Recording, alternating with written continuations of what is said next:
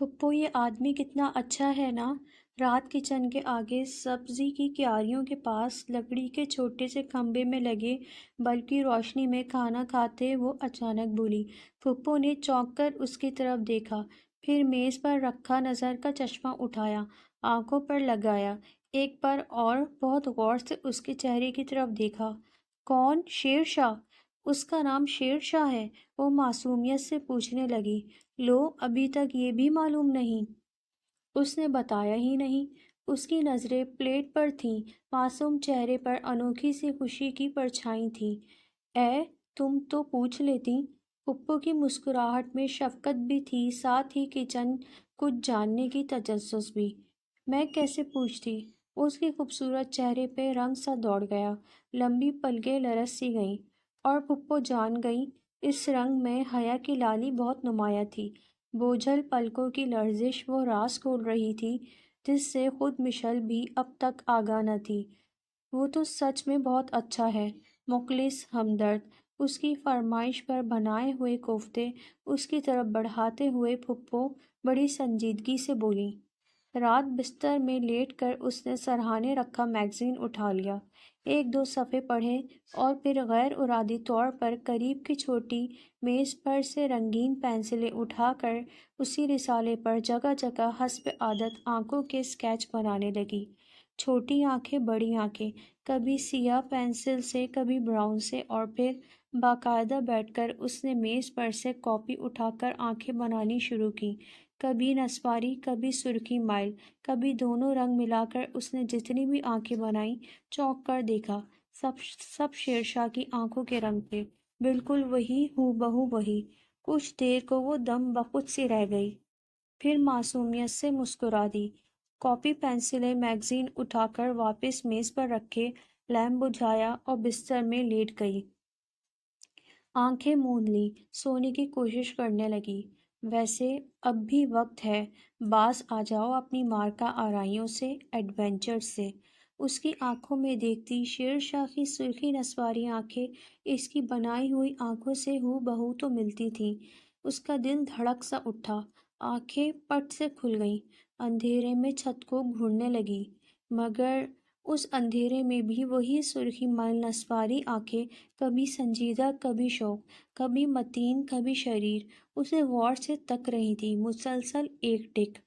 اس نے دیوار کی طرف کروٹ لے لی، لیکن پھر وہی بڑی بڑی مدھر بھری نشیلی آنکھیں اس پر ٹک گئیں، نہ سونے دینے کی قسم کھا لی تھی جیسے انہوں نے، اور وہ جیسے تنگ آ گئی، زور سے آنکھیں میچ لیں۔ 1 2 3۔ دھیان بٹانے کے لیے اس نے گنتی شروع کر دی، اور پھر نیند کی دیوی کو اس پر ترس آ ہی گیا۔ صبح آنکھ کھلی تو پہلا خیال وہی، آپس میں گڈمڈ ہوتے سرخی نسواری رنگ، وہ بھی شوق، چمکیلے، روشن۔ اوف وہ کیا مصیبت ہے! جھنجھلاتے ہوئے اس نے کمبل پرے دھکیل دیے۔ میرا وہی پیچھا کر رہا ہے۔ بڑبڑائی ہوئی وہ باتھ روم میں گھس گئی۔ عبداللہ کا بخار کل شام ہی کم ہونا شروع ہو گیا تھا، اس وقت تو تقریباً نہ ہونے کے برابر تھا۔ پھپھو اسے مرغی خانے کے قریب اس کے چھوٹے سے چھپر نما کمرے میں ناشتہ دے کر ابھی کچن میں آئی تھیں، مطمئن سے اپنے اور مشل کے لیے ناشتہ بنانے میں مصروف تھیں۔ پھپھو جلدی، کام پر جانے کی دیر ہو رہی ہے۔ مشل بھی کچن میں آ دھمکی۔ ابھی دیتی ہوں، بس 2 4 روز اور ہیں، پھر عبداللہ اس قابل ہو جائے گا کہ اپنا کام سنبھال سکے۔ نہیں پھپھو، وہ ٹھیک بھی ہو جائے گا تب بھی میں ہی جاؤں گی پوٹری دینے۔ آؤٹنگ بھی ہو جاتی ہے، گھر میں بیٹھے بیٹھے سوچتی ہی رہتی ہوں۔ بس یہ تم میری دکھتی رگ جان گئی ہو۔ انڈا فرائی کرتے کرتے ان کے ہاتھ رک گئے، آواز یکدم بھر سی گئی۔ جاؤ، مجھے پتا ہے تم خوش ہوتی ہو، اور تمہاری خوشی میں ظاہر ہے میں بھی خوش ہوں۔ انہوں نے ساڑی کے پلو سے آنکھیں رگڑیں۔ تو پھر آئیں، ناشتہ کریں جلدی سے۔ وہ ناشتے کی ٹرے اٹھاتے ہوئے لاؤنج میں چل دی۔ آنکھ بند کر کے پھپھو بھی میز پر آ گئی۔ پھپھو، شیر شاہ کی آنکھیں کتنی خوبصورت ہیں نا؟ ناشتہ کرتے کرتے جیسے ایک بار پھر شیر شاہ کی آنکھوں نے اس کا محاصرہ کر لیا۔ ہیں؟ پھپھو کا پراٹھے کی طرف سے بڑھتا ہاتھ رک گیا، جھٹ میز پر سے چشمہ اٹھا کر آنکھوں پر دھر لیا، غور سے مشل کو دیکھا۔ کیوں نہیں ہیں؟ اس نے معصومیت سے سوال کیا۔ ہے بابا، کیوں نہیں ہے؟ اینک اتار کر انہوں نے واپس میز پر رکھ دی۔ دوبارہ ہاتھ پراٹھے کی طرف بڑھایا، پھر مستقل مسکراہٹ ان کے ہونٹوں پر سے چپک گئی۔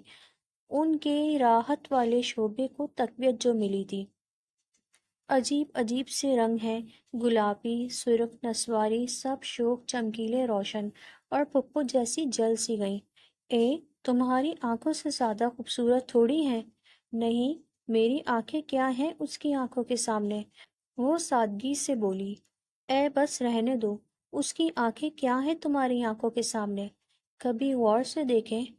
ہاتھ سے نیپکن سے صاف کرتے ہوئے اس نے میز پر سے وین کی چابی اٹھائی۔ خود ہی اندازہ ہو جائے گا۔ پھپھو کو نئی سوچوں میں غلطہ چھوڑ کر وہ وین لے کر چلتی بنی۔ آج وہ سب سے پہلے جزیرے کے آخری سرے پر واقع مالک کی کوٹھی کی طرف چل پڑی۔ اس سے قبل وہ اس طرف نہیں آ پائی تھی۔ کبھی عبداللہ اسے مینیجر کے مکان پر چھوڑ ابھی آیا جی کہہ کر باقی کی ڈیوٹی کرنے چل دیا، تو کبھی وہ خود راستے میں اپنی ہم عمر درزن کی بیٹی کے پاس اسے جلدی کام نپٹانے کا کہہ کر بیٹھی رہی۔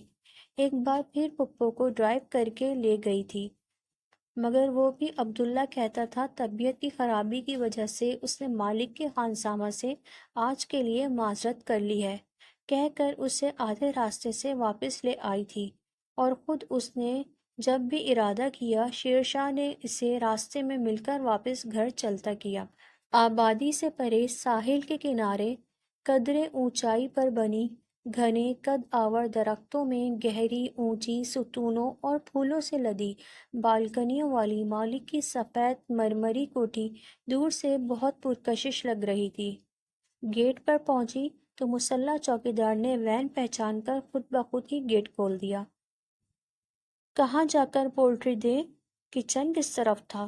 کوئی چہل پہل بھی نہ تھی، نوکر چاکر بھی جانے کہاں تھے۔ مکمل سناٹا تھا پوری کوٹھی میں۔ اس نے گھڑی دیکھی، 10 بجنے والے تھے۔ اوہ، مالک شاید سو رہا تھا، تبھی کسی کی چوں چرا کرنے کی ہمت نہ تھی، اور اسے غصہ آ گیا۔ اگر وہ سویرے جاگ سکتی تھی، یہاں تک آ سکتی تھی، تو مالک کیا انوکھا تھا اس دنیا میں۔ اس نے اچانک لمبے لمبے ہارن دینے شروع کر دیے۔ ایک بھونچال سا آ گیا، کئی دروازے کھلنے کی آوازیں آنے لگیں۔ 2 ملازم مختلف اطراف سے نمودار ہوتے ہوئے اس طرف سے دوڑے۔ وہ خوش خوش وین سے اتر آئی، دونوں پہلوؤں پر ہاتھ رکھے وہ ایک فاتح کی طرح کھڑی تھی۔ تم جھنجھلایا سا ایک ملازم کبھی اسے اور کبھی وین کو دیکھ رہا تھا۔ عبداللہ کی بجائے ایک لڑکی دیکھ کر وہ زیادہ بول بھی نہ سکا۔ نئی لگتی ہے یہاں، دوسرا ملازم بولا۔ اتنا شور مچانے کی کیا ضرورت تھی؟ کیا تمہیں معلوم نہیں اس وقت مالک سو رہے ہوتے ہیں؟ پہلا ملازم گھبرا گھبرا کر اوپر کی ایک خاص بالکنی کی طرف دیکھ رہا تھا۔ یہ کوئی سونے کا وقت ہے؟ وہ بے نیازی سے بولی۔ اور پھر تم اتنا ڈرتے کیوں ہو؟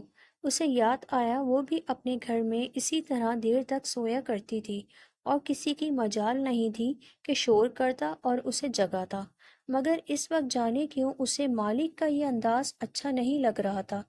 اپنی تشنگی کا رد عمل تھا شاید۔ اور پھر اس نے دیکھا نائٹ گاؤن کی ڈوری باندھتا کوئی اسی مخصوص بالکنی میں آ کھڑا ہوا تھا۔ یہ تو وہی تھا شیرشاہ۔ ایک پل کو اس کی آنکھوں میں قندیلیں سی جل اٹھیں۔ وہ جلدی سے آگے بڑھی۔ مالک تو مالک ہے، آپ کیوں سو رہے تھے اب تک؟ اس کے الجھے بال، نیم و بھاری آنکھیں دیکھ کر اس نے نیچے سے ہونک لگائی۔ ایک گہری سانس لیتے ہوئے وہ خوبصورتی سے ہنس دیا۔ آتا ہوں، اس نے کہا اور پلٹ کر اندر غائب ہو گیا۔ وہ وہیں کھڑی رہی، ادھر ادھر نظریں دوڑاتی رہی۔ کیا ذوق تھا مالک کا!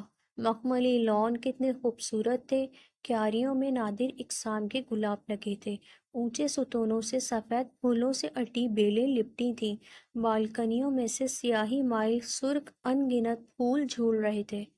تبھی تھوڑی دیر قبل والے 2 ملازموں میں سے ایک اس کے قریب چلا آیا۔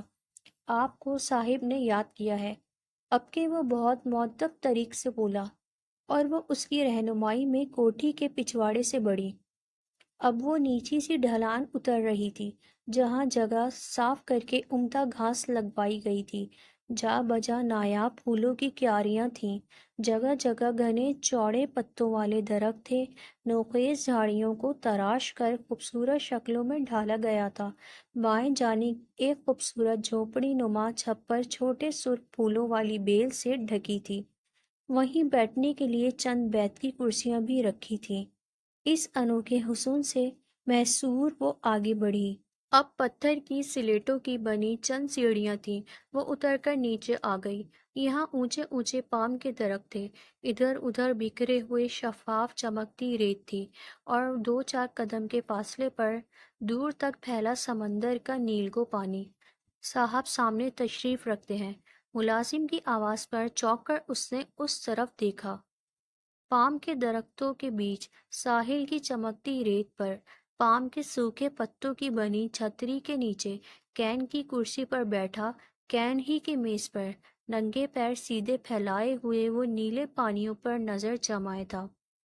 ملازم اسے اس کے پاس پہنچا کر واپس پلٹا۔ ہیلو، میز پر سے ٹانگیں سمیٹتے ہوئے اس نے خوشگواری سے کہا۔ ہیلو، بیٹھو۔ اس نے اپنے مقابل والی کرسی کی طرف اشارہ کیا۔ نہیں بیٹھوں گی نہیں، بڑا کام پڑا ہے، وہ کھڑے کھڑے بولی، اور وہ چڑ سا گیا۔ میں نے پہلے بھی کہا تھا اس کام کے لیے ملازم رکھا جا سکتا ہے۔ میں نے بھی کہا تھا پپو دوسرا ملازم افورڈ نہیں کر سکتی۔ اوفو، وہ جھنجھلا سا اٹھا۔ بیٹھو۔ اس نے ہاتھ بڑھا کر اسے ہاتھ سے پکڑتے ہوئے زبردستی بٹھا لیا۔ بے چین ہوتے ہوئے اس نے اپنی گھڑی پر نگاہ کی۔ دوسرے کی موجودگی میں گھڑی نہیں دیکھتے۔ اس کے لہجے میں تنبیہ سی تھی۔ چونک کر وہ اسے دیکھنے لگی۔ وہ اٹھنے کو ہونے لگی۔ اوہ، وہ تو بچوں کی طرح ناراض لگ رہی تھی، بسورتی ہوئی شکل، روٹھا روٹھا لہجہ۔ سوری، میرا یہ مطلب نہیں تھا۔ وہ اپنی نادانستگی کی خطا پر نادم نظر آ رہا تھا۔ میں تو اتنی تعریف کر رہی تھی آپ کی پھپھو کے سامنے، اور آپ ہیں کہ… وہ میز پر انگلی سے لکیریں بنا رہی تھی۔ کیا کہا تھا ان سے؟